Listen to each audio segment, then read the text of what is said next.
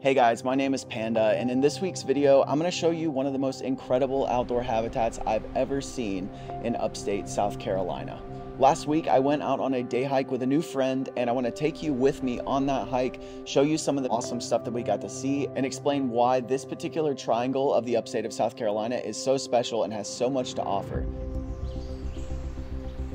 We're sitting right now on the edge of the Eastatoe Creek Heritage Preserve here in upstate South Carolina. We're at the point where the entire Blue Ridge Escarpment drops precipitously off from the plateau that it sits on down to the Piedmont Plains below. There are places not far from us, right where we're sitting, that National Geographic referred to as one of the last great places on Earth. To start off our trip, I met Adam at the Laurel Valley Trailhead right outside of Rosman, North Carolina. But our hike was actually in South Carolina down the Eastatoe Creek Heritage Preserve Trail. Funny enough, I had never actually hiked this trail and I had never actually met Adam. I found his work on Instagram where he posts some really incredible macro photography. He does a lot of floral photography and just outdoor stuff. When I saw his profile, I knew that he was the kind of person that had a deep appreciation for this area. So I thought he would be a great person to reach out to see if he could take me on a hike that I haven't been on before. My name is Adam Tyson, and I work as a physician in Greenville, South Carolina. From the first time I saw the forests and the creeks and the streams in the upstate, I knew this was a place I wanted to live. And so I spend as much time as I can when I'm not working just getting out and exploring, mostly along the creeks and rivers and in the valleys of western upstate South Carolina. For the first part of the trip, we ambled along and we stopped about every 50 feet because we kept finding new things to take pictures of, whether it was a wildflower or plants blooming or the light hitting just right. It's kind of hard to make miles when you have two photographers because we just kept wanting to stop and take pictures of every little thing.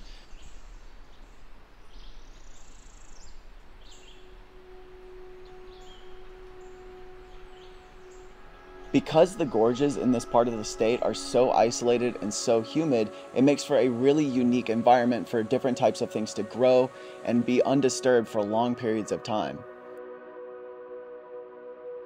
All the water that rains on the Blue Ridge Mountains is going to get funneled down through gorges like this, and it creates a kind of biodiversity that you really aren't going to find a lot of places, even in the whole world.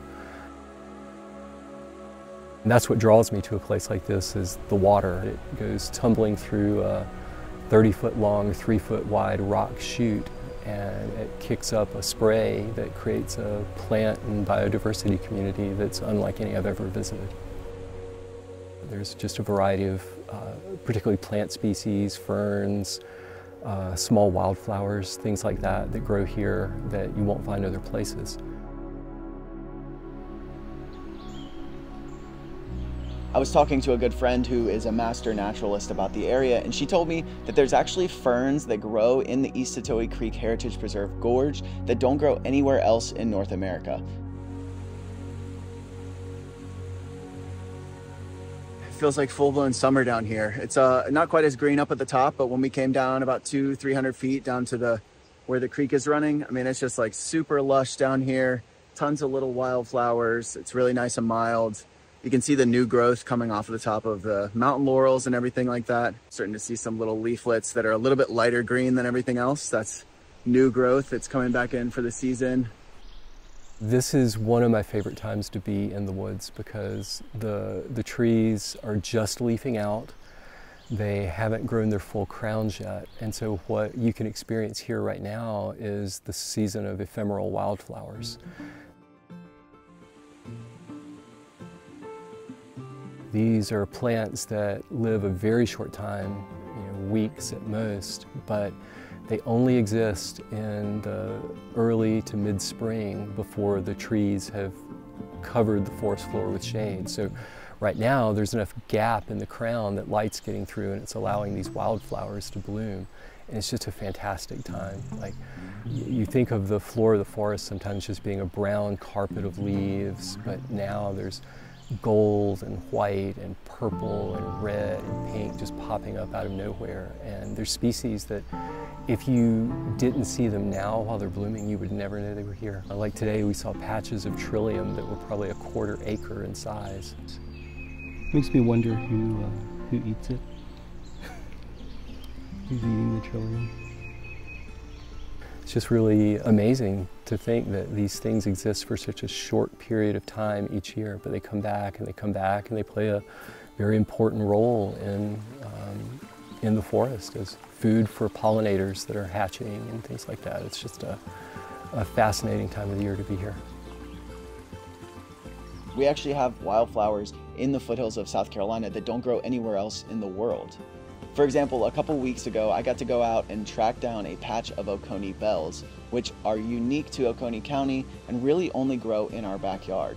They grow in such a narrow window of time in the spring, and they also grow in such a narrow window of elevation. They typically grow from about 900 feet of elevation to up to 1,400 feet. So there's such a small window that these organisms can grow. Seeing how unique and delicate these wildflowers and other organisms are just kind of draws your attention to the fact that even losing a small piece of land to development can mean losing an entire species.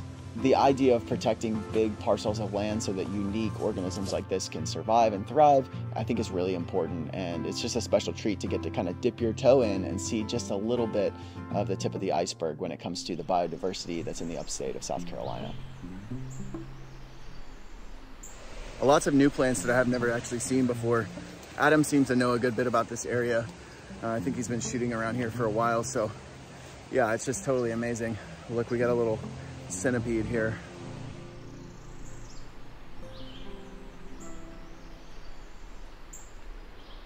I started taking pictures, getting into photography as a way to just remember the trips that I was doing. But then it also became a way to share the trips. For me, it's a way of paying attention, of learning what is all here. It's not just trees and rocks, that there's such an incredible diversity of life out here, of flowers and small creatures, and just learning to pay attention to small things. Adam's love for photography definitely resonated with me a lot because that's part of how I like to enjoy when I'm outside in nature. I like to take photos. I've had people say to me before, why don't you put your camera down and just enjoy where you're at? But for me, taking photographs on the trail is actually a practice of mindfulness. It's a practice of being present because it challenges me to think of what perspective am I bringing to the table when I'm observing something beautiful around me. I really like how photography causes me to slow down and be conscientious of how I'm looking at something. Yeah, I was really excited that you said you hadn't been here, because I just think it's so cool to go to a place I love with someone else who has never seen it. Spending time in nature means a lot to me for a lot of different reasons. I grew up surrounded by woods, spent time when I was a kid playing out in the pine forests and things like that. And so in a way, it's an escape to childhood, being outside, playing. People forget how to play, and this is a way that I get out and play. But it's more than that. As a young man, I remember very vividly going for a hike in Jones Gap State Park. It was one of those days that was just perfect. It was spring, the sun was shining, it was warm, so our hike turned into wading, and our wading turned into swimming, and the next thing you know, I'm soaking wet and I'm in the creek. There was mist because it had rained recently, and the sun was just coming down in these golden streams, and it was a different way of looking at the world from then on. It was the first time I really understood what people said when they talked about feeling a part of nature. Like that one moment to me opened up just a different way of looking at the world. I felt like I was part of the stream. I felt like I was part of the forest. I really believe that if people learn more about what lives in our forests and in our hills, and they learn all the just incredible things that we have here so close to us, that they will start to pay attention, and that they will start to love the land and the mountains and the water. That's when we can move to a more sustainable life of people wanting to conserve, wanting to protect what is out here.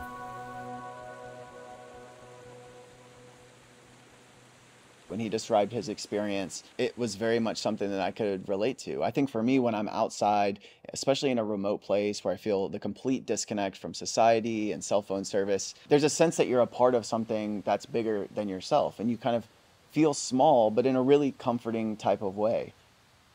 I am really thankful that we had an awesome day out on the trail, and I would encourage anybody in the upstate South Carolina area to go check out Eastatoe Creek Heritage Preserve. If you have any questions, or if there's any way that I can help you feel empowered or feel more sure of yourself to get outside on a trail, just shoot me a DM, shoot me a message, or leave a comment down below. Thank you guys so much for watching. I'll be back soon with some more stories, some more adventures from cool outside places. So I appreciate all you guys tuning in. Have a great week, and happy trails.